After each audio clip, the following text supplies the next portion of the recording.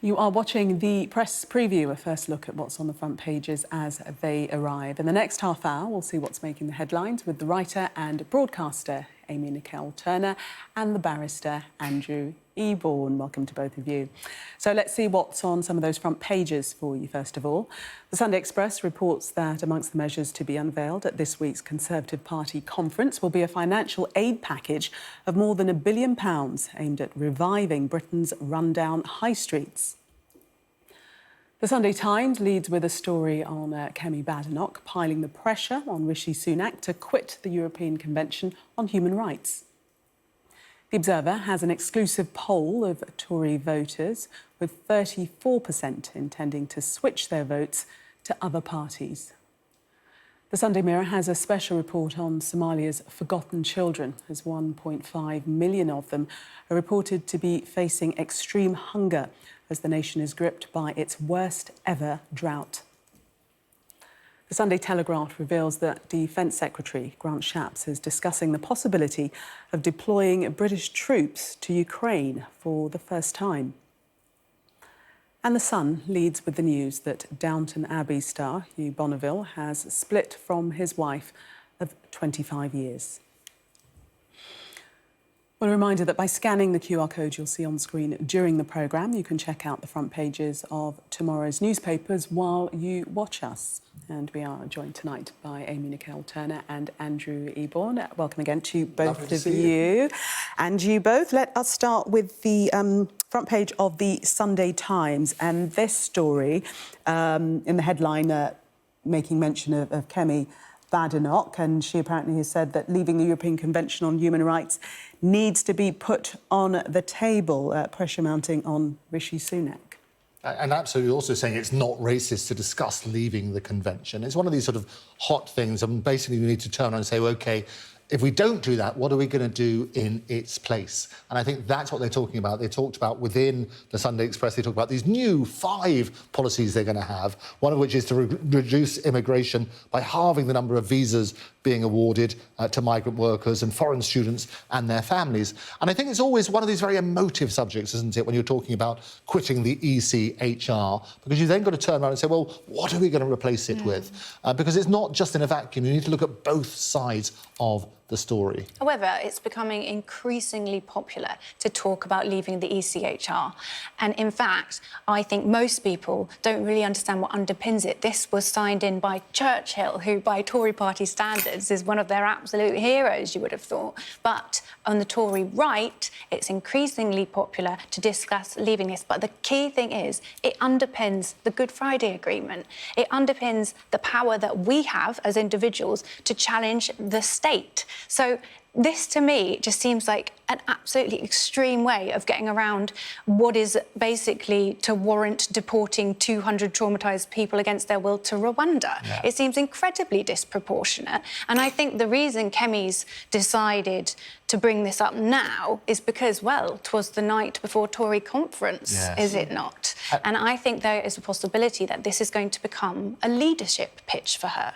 And she sees this as a quick way to please the right wing of the party, please the voters, but also concern the Tory moderates and concern a lot of people who have very valid problems they are very valid. with leaving the ECHR. And what's happened as well is obviously people are just reminded all the time of Rishi's 5-point pledge, which is sort of reducing the boats and so on and so forth, which is one of the key things there. What I found interesting as well, which is in the Times, but it didn't make the front page, surprisingly, is that Jeremy Hunt let slip in an off-mic moment, which he didn't realise was being recorded, when he thought the next election would be. And he was sort of turning around and saying, well, when inflation gets below 3%, that's when we're going to call an election, and that's predicted to be around autumn time. So we can all be surprised when that happens. Is the cat out of the bag? There is a lot of political manoeuvring going on at the moment, like these policies being thrown out that they just know are like red meat. So I reckon after conference we'll get a whole smorgasbord of this populist, let's face it, bit of nonsense, and then maybe an election. Red meat to the red wall and the red corduroys.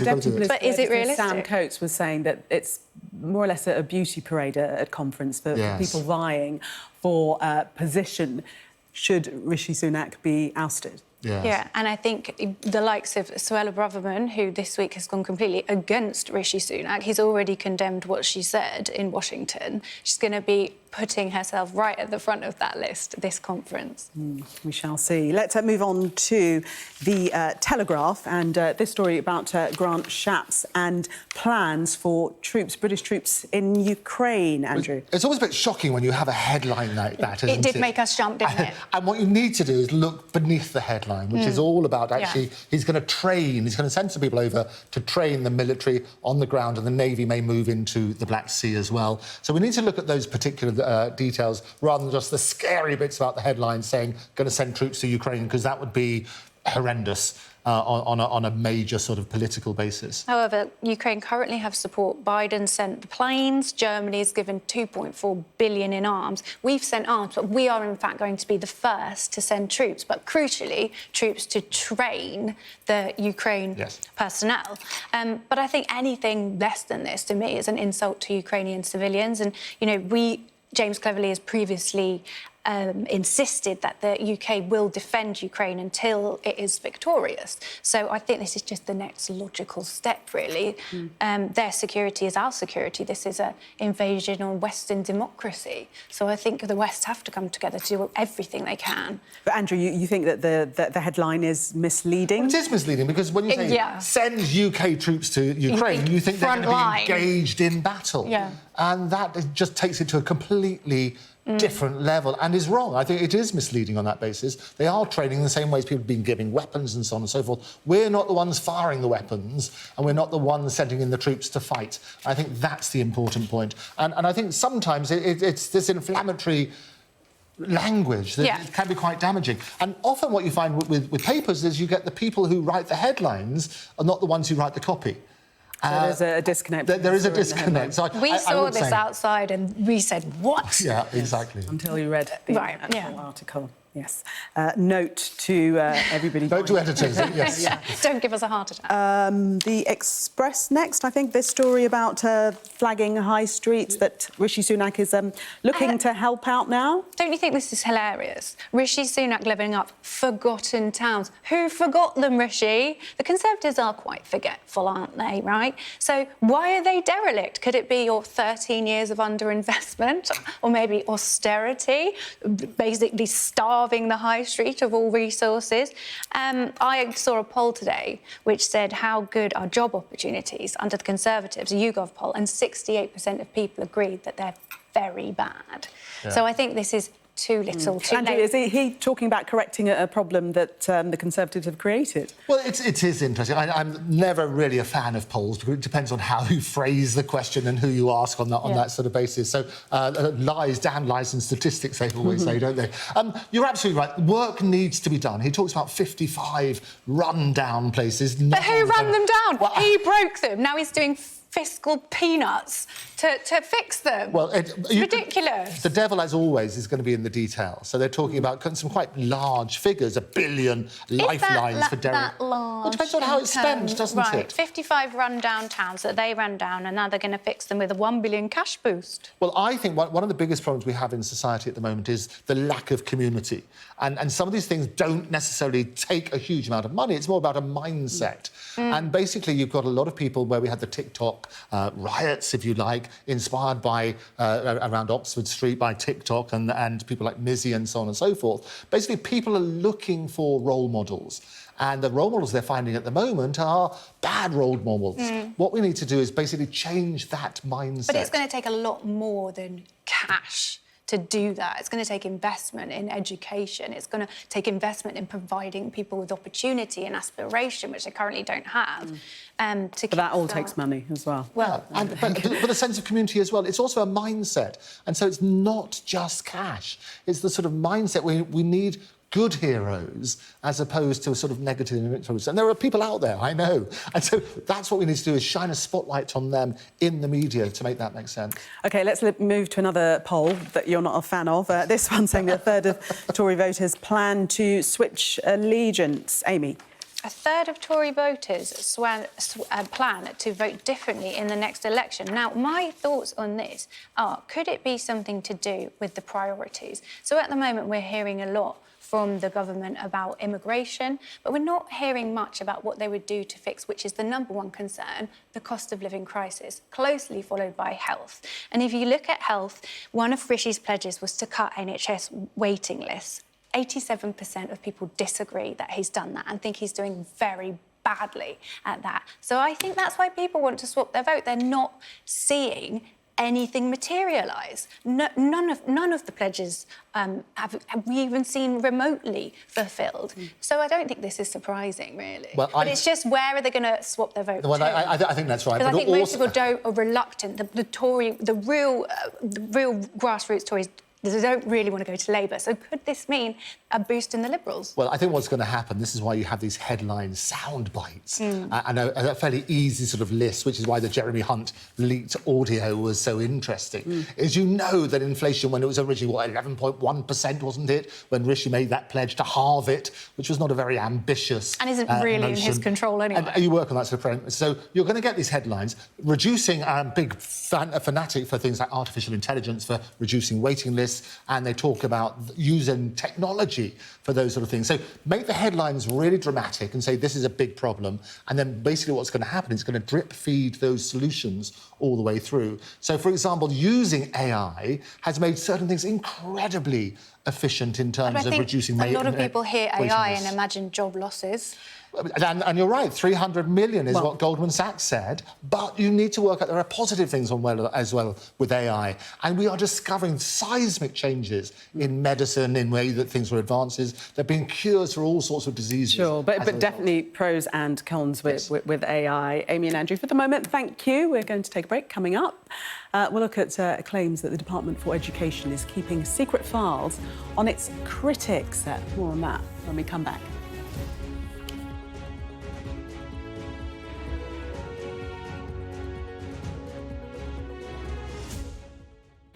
Welcome back. You are watching the press preview. Still with me, Amy Nickell-Turner and Andrew Eborn.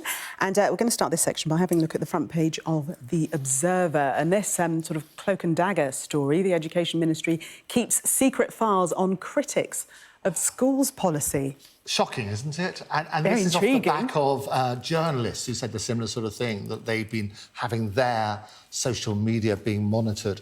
And the experts quite rightly are demanding to see these dossiers because apparently the Department of Education, they've tried to cancel unsuitable speakers. I think we need to know what's going on, what's being monitored and why it's being monitored. Well, I think we know why it's being monitored. But first of all, this is costing taxpayer money to do this. It's being monitored because, of course, the critics are...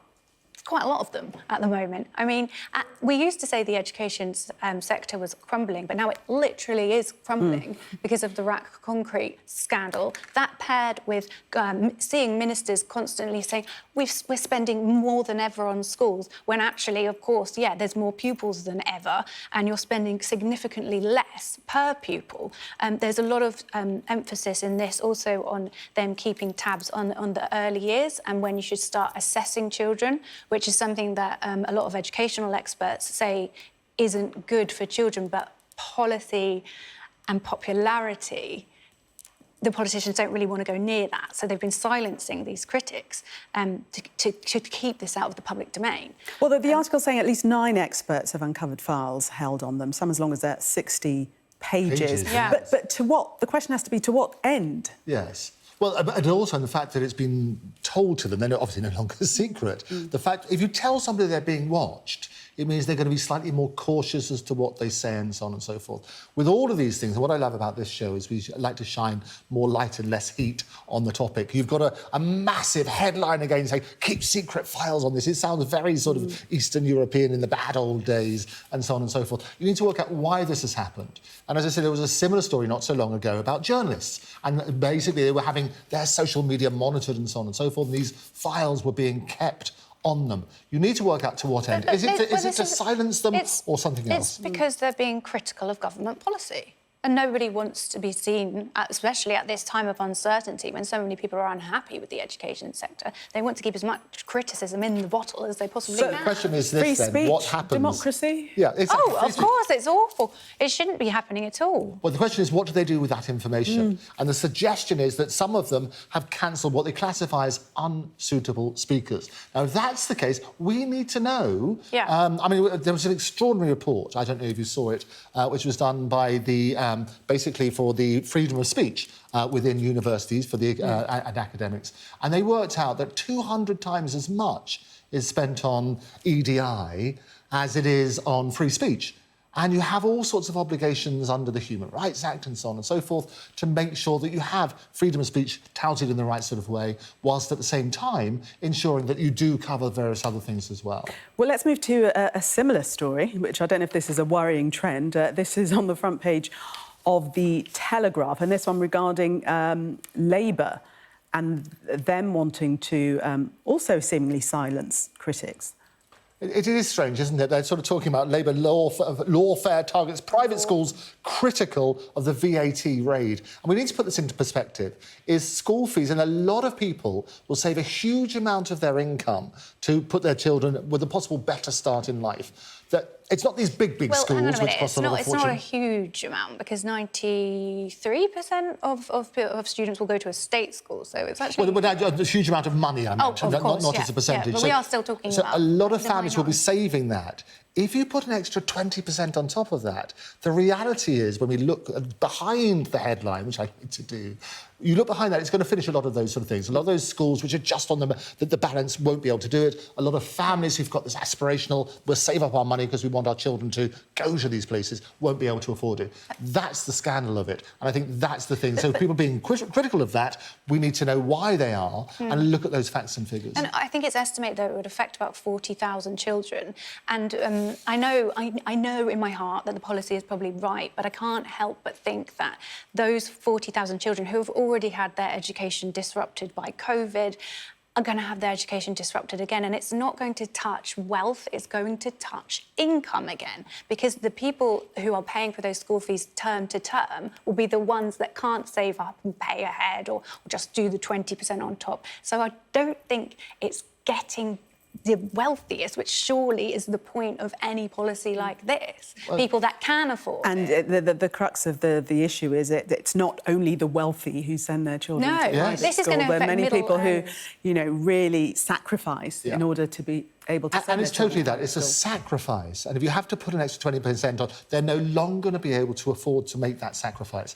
And that's what you need to do. So the mission, they say, part of the mission is to put more money into the education sector, and it may not work. Let's just have a quick look at the Matt cartoons. Oh, I love this. Matt is Get this, and we've only got about 30 seconds. He's picked this. So he says, if you can get expelled from your private school before the next election, there's 50 quid in it for you. I love it. It's got to be good. Matt is brilliant at encapsulating just the right thing. Always brilliant. Thank you very much for the moment, Amy and Andrew. Lovely to end on a Matt cartoon.